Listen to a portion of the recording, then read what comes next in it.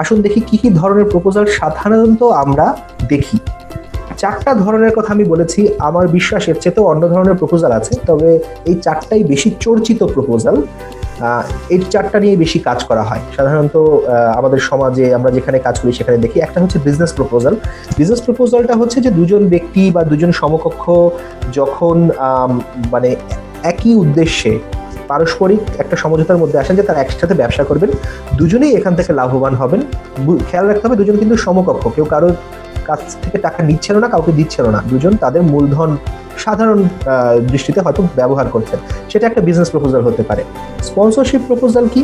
Sponsorship proposal হচ্ছে যে একজন আরেকজনের কাছ থেকে অর্থ সাহায্য চাচ্ছেন, বিনিময়ে তার যেই নাম আছে, যে লোগো আছে, তার যে পরিচয় আছে সেটাকে প্রচার করবেন যে আমাকে অমুক ব্যক্তি অর্থ সাহায্য দিয়েছে, আমি যে কাজটা করছি সেটা অমুক ব্যক্তির দ্বারা সম্পন্ন হয়েছে। এটাতে দুটো বেনিফিট হয়। এক, যিনি কাজটা করতে যাচ্ছেন তার কাজটা ওঠে। 2, যিনি টাকাটা দিচ্ছেন তার প্রচার হয়। ওই যে কথায় বলে প্রচারেই প্রসার, সেই প্রচারেই প্রসারের একটা বড় নিয়ামক হচ্ছে স্পন্সরশিপ প্রপোজাল। আশা করি আপনারা এই বিষয়ে আরও ঘাটাঘাটি করবেন। 3 নম্বরে আসছে হচ্ছে প্রজেক্ট প্রপোজাল। প্রজেক্ট প্রপোজাল বলতে মোটা দাগে আমরা যেটা বুঝি যে আমরা শর্ট টার্মের জন্য কোনো কিছু না করে একটা বড় প্রবলেমকে যদি ছোট ছোট ভাগে ভাগ করে সেটার কে যদি লম্বা সময় ধরে সমাধান করার চেষ্টা করি, এবং সেখানে যদি আমরা কারো কাছে সাহায্য চাই, অর্থ সাহায্য হতে পারে, অন্যান্য রিসোর্সের সাহায্য হতে পারে, তখন সেটাকে একটা প্রজেক্ট হিসেবে ধরা হয় এবং তখন যে প্রপোজালটা ব্যবহার করা হয় সেটা হচ্ছে একটা প্রজেক্ট প্রপোজাল। এখানেও অর্থের দান, মানে দান বলবো না, অর্থ দেয়া এবং নেয়ার ব্যাপার আছে, কিন্তু সেটা হয় হচ্ছে একটা বৃহত্তর লক্ষ্য অর্জনের উদ্দেশ্যে।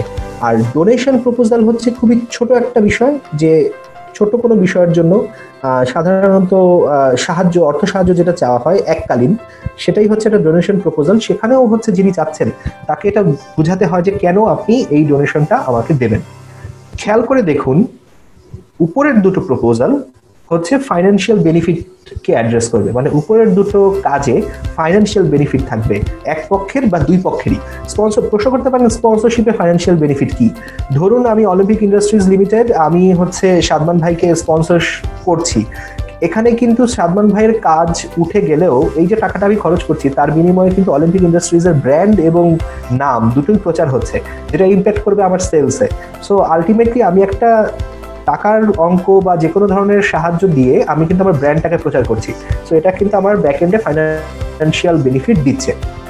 নিচের দুটো প্রপোজাল টার্গেট করে আসলে হিউম্যানিটেরিয়ান বেনিফিটকে। একটা প্রজেক্ট সাধারণত ওই অর্থে কোনো ফাইন্যান্সিয়াল বেনিফিট বয়ে আনে না, এটার মাধ্যমে সাধারণত ব্র্যান্ডকে প্রমোট করা হয় না।